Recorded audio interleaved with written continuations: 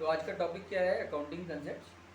तो what are accounting concepts? These are the standard assumptions on the basis of which recording of transactions must be done. ठीक है, मतलब business transactions का जो हम लोग रिकॉर्डिंग करेंगे तो जिन चीज़ों के आधार पे, जिन स्टैंडर्ड्स के आधार पे हम लोग करते हैं, उन स्टैंडर्ड्स को, उन स्टैंडर्ड assumptions को हम लोग बोलते हैं अकाउंटिंग कंसेप्ट्स। तो in other words, by the use of these concepts, in other words हम लोग बोल सकते हैं कि इन कंसेप्ट्स को यूज करते हुए we can prepare the financial transactions. हम लोग फाइनेंशियल ट्रांजैक्शंस को बना पाएंगे, तैयार कर पाएंगे। These will later on form the basis for accounting standards. ठीक है, इसके बारे में हम लोग डिस्कशन करेंगे कि अकाउंटिंग स्टैंडर्ड्स क्या होता है। अकाउंटिंग स्टैंडर्ड्स के का ये जो अकाउंटिंग कंसेप्ट है ये बेसिस बनता है, ये फाउंडेशन तैयार कर देता है। ठीक है, तो हम लोग अब देखने वाले हैं कि what are the different accounting concepts. तो देखिए, मैंने एक लिस्ट तैयार किया है डिफरेंट अकाउंटिंग कंसेप्ट्स का जो कि इम्पोर्टेंट है। ठीक है, तो the first one is called as the separate entity concept. Separate entity concept क्या है हम लोग डिस्कस करेंगे। The second one is money measurement concept. Then the third one is periodicity concept. Fourth one is called as accrual concept. Then matching concept, then going concern concept, then cost concept, then realization concept, then dual aspect concept, then conservatism concept, इसके बाद आता है consistency concept और last वाला is materiality। ठीक है, तो दोस्तों these are the different accounting concepts।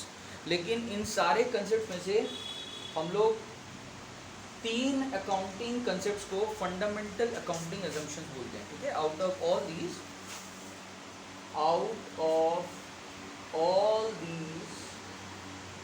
accounting concepts,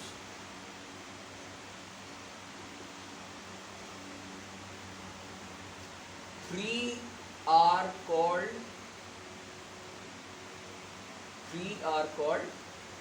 fundamental accounting assumptions। ठीक है, इसको हम लोग बोलते हैं fundamental accounting assumptions। तो what are they? They are fundamental जो बेस दिया जाता है, बेसिक होता है। हाँ, बेसिक एकदम, मतलब सबसे ज़्यादा इम्पोर्टेंट। तो they are point number 1 going concern,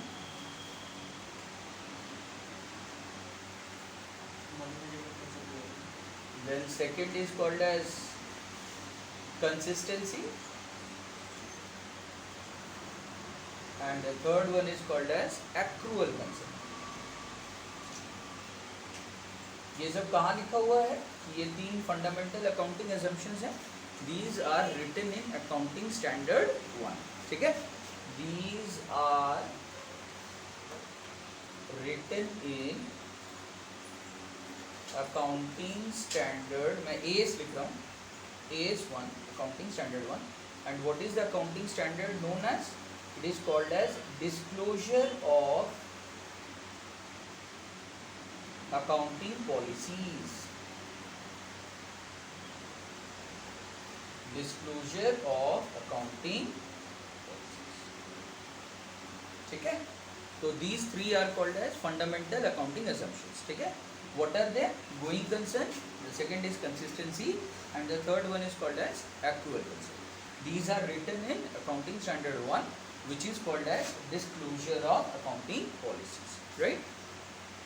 तो हम लोगों का पहला accounting assumption is called as going concern। तो what is going concern? The going concern concept says that a business entity is assumed to be a going concern। ठीक है, now what is the meaning of the term going concern? Going concern means, it means that the business entity will continue to be in existence in the near future। In the book they have used the word foreseeable future। The word foreseeable future means near future। They haven't defined the term foreseeable future or near future, but it is widely believed that the coming 1 year is the foreseeable future। हम लोग जहाँ पे भी हैं उससे 1 साल के अंदर अंदर वो foreseable future है। And there is no need to materially cut down।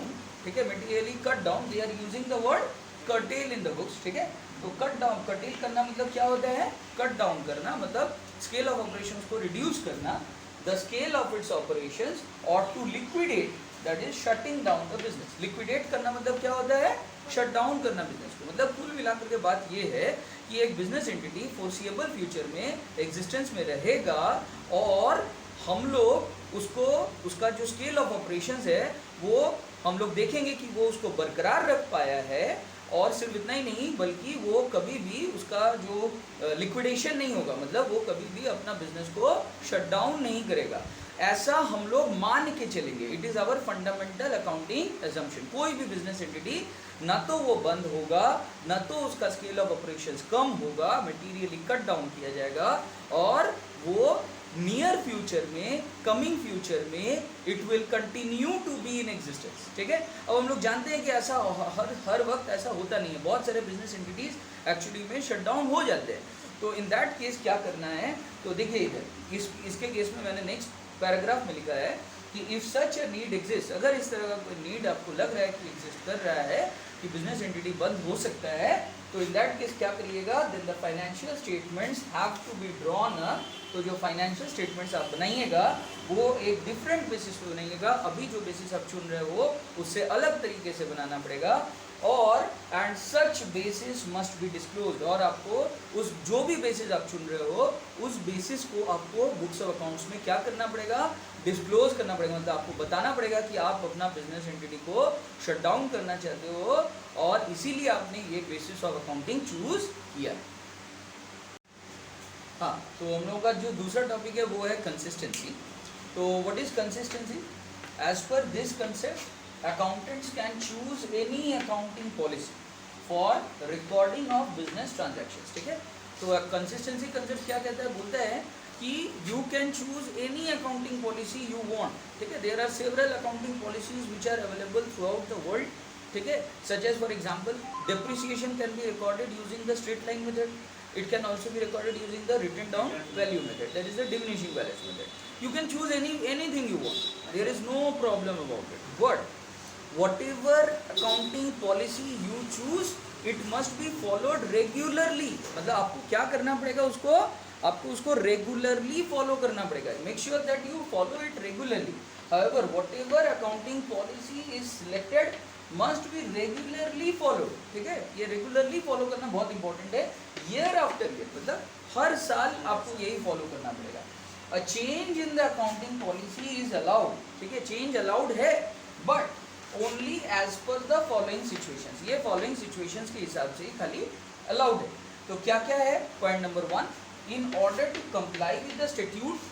ठीक है, तो what is the statute? Statute means laws and regulations framed by the government. सरकार जो लॉज एंड रेगुलेशंस ला रहा है, सपोज कोई न्यू रेगुलेशन लाया, कोई न्यू लॉ लाया, जिसके हिसाब से हम लोगों को उसको कंप्लाई करने के लिए, जिसके हिसाब से हम लोगों को उस पर अकाउंटिंग पॉलिसीज को डालने के लिए हम लोगों को कोई पर्टिकुलर पॉलिसी को चेंज करना पड़ा। समझ में आ रहा है? जैसे जीएसटी आया तो वो जैसे जीएसटी आया तो हो सकता है हम लोगों को उसको उसके हिसाब से हम लोगों को अकाउंटिंग करना पड़ा। पहले वैट था, अब जीएसटी आ गया, तो उसके हिसाब से हम लोग को अकाउंटिंग करना पड़ेगा। तो and there can be several situations, there can be change in the existing tax laws, there can be change in the existing companies act, ठीक है, amendment in the companies act etc। तो in order to comply with those changes we may have to change our accounting policies। The second is in order to comply with any accounting standard। ठीक है, कोई दूसरा accounting standard के साथ आप क्या करना चाहते हो, कोई न्यू accounting standard आया, उसके हिसाब से हम लोगों को अपना पॉलिसी को चेंज करना पड़ा। पहले स्टैंडर्ड नहीं था। ठीक है, कोई एक पर्टिकुलर सिचुएशन में, जैसे सपोज फॉर एग्जांपल मान के चलते हैं कि फाइनेंशियल स्टेटमेंट्स, फाइनेंशियल इंस्ट्रूमेंट्स जैसे कि शेयर्स, डिबेंचर्स, स्टॉक मार्केट में जो हम लोग ट्रेडिंग करते हैं उससे रिलेटेड मान लीजिए उसका ट्रांजैक्शंस को रिकॉर्ड करने के लिए मान के चलते हैं कोई स्टैंडर्ड अभी तक नहीं है, मान के चलते हैं, है ऐसे। ठीक है, लेकिन मान के चलते हैं कि अगर नहीं होता और मुझे उसको कंप्लाई करना पड़ता, अब मैं तो अपने हिसाब से रिकॉर्डिंग कर रहा था, अब अचानक से स्टैंडर्ड आकर के बोल दिया कि नहीं, तुमको ये सारे शेयर्स, डिबेंचर्स, ये सारे चीज़ों का जो ट्रेडिंग का तुम काम करते हो उसका रिकॉर्डिंग तुमको ऐसे करना पड़ेगा। तो फिर मुझे क्या करना पड़ेगा, in order to comply with the accounting standard, मुझे अपने अकाउंटिंग पॉलिसीज जो मैं अब तक फॉलो करते आ रहा था उसको चेंज करके हमको अकॉर्डिंग टू अकाउंटिंग स्टैंडर्ड करना पड़ेगा। अकाउंटिंग स्टैंडर्ड्स क्या है? These are the laws, these are the accounting laws, accounting standards are the accounting laws or standard accounting principles on the basis of which accountants throughout India at least, ठीक है, हम पूरे दुनिया का नहीं बात कर रहे हैं, although दुनिया के लिए भी एक पूरे वर्ल्ड के लिए भी इंटरनेशनल फाइनेंशियल रिपोर्टिंग स्टैंडर्ड्स है, IFRS है। इंडिया के लिए इंड AS है, ठीक है। तो इंड AS जो है वो अकाउंटिंग स्टैंडर्ड्स हैं। तो इंडिया में जितने अकाउंटेंट्स हैं जो भी अकाउंटिंग का काम करेंगे उनको इंड AS में जो प्रिंसिपल्स लिखा हुआ है, जो लॉज लिखा हुआ है, उन लॉज के बेसिस पे उनको अकाउंटिंग करना पड़ेगा। These are the laws related to accounting, these are the principles related to accounting. You can't say that no I won't follow Ind AS, ठीक है। You can't say that no I won't follow IFRS। You have to your statements, whatever statements you are preparing, it must be accounting standard compliant। समझ आ रहा है? तो third point क्या बोल रहा है कि when such accounting policy ensures better and more appropriate preparation and presentation of the financial statement। जब आपको लग रहा है कि आपका जो न्यू अकाउंटिंग पॉलिसी आप चेंज कर रहे हो वो आपका सिचुएशन में, आपके सिचुएशन में और ज़्यादा बेहतर तरीके से, बेटर और सिर्फ इतना ही नहीं बल्कि मोर अप्रोप्रिएट और सही तरीके से और एक्यूरेटली मोर एक्यूरेटली आपका फाइनेंशियल स्टेटमेंट्स को प्रिपेयर करने में सक्षम होगा। बात समझ में आ रहा है? तो एक्चुअल कंसेप्ट क्या कहता है, देखिए थर्ड पार्ट हम लोग का है। एक्चुअल कंसेप्ट बोलता है कि as per this concept we must record any expenditure in the books of accounts as soon as it is incurred whether or not cash payment is made for it. Similarly, we must record any income as soon as it is earned, whether or not cash is received for it. इसका मतलब क्या हुआ? इसका मतलब ये हुआ कि हम लोग जैसे ही कोई खर्चा, जो कोई भी एक्सपेंडिचर हम लोग करेंगे, हम लोग इमीडिएटली उसको क्या कर देंगे, रिकॉर्ड करना पड़ जाएगा, चाहे हम लोग सामने वाले व्यक्ति को उसके लिए कैश पेमेंट किए या ना किए। मतलब अगर वो ड्यू हो चुका है, चाहे हम लोग उसको पेमेंट करें या ना करें उससे कोई मतलब नहीं है, हम लोग को उसको रिकॉर्ड करना पड़ेगा, सारे अकाउंटेंट्स को उसको रिकॉर्ड करना पड़ेगा, क्योंकि आज नहीं तो कल आपको उसको पेमेंट करना पड़ेगा, ये आपके लिए लायबिलिटी खड़ा हो गया। समझ आ रहा है? तो in the same way income के साथ भी यही होगा कि जैसे ही आप कोई इनकम को अर्न करोगे, यानी कि आपको राइट एस्टैब्लिश हो जाएगा कि आप उस इनकम को आप मांग सकते हो, किसी से आप किसी से ले सकते हो। जैसे ही आपको राइट मिल जाएगा, आपको तुरंत उसके लिए क्या करना पड़ेगा, आपको अकाउंट्स में रिकॉर्डिंग उसका कर लेना। तो in short all outstanding items, short में अगर बोला जाए तो सारे outstanding items, that is those which have become due, that is those which have become due but not yet paid, जो ऑलरेडी ड्यू हो चुका है लेकिन अभी भी जिसका पेमेंट नहीं हुआ है, must be recorded in the books of accounts as the expense और income for the current year. ये करंट ईयर का इनकम या एक्सपेंस कहलाएगा, ठीक है, किसी और ईयर का नहीं।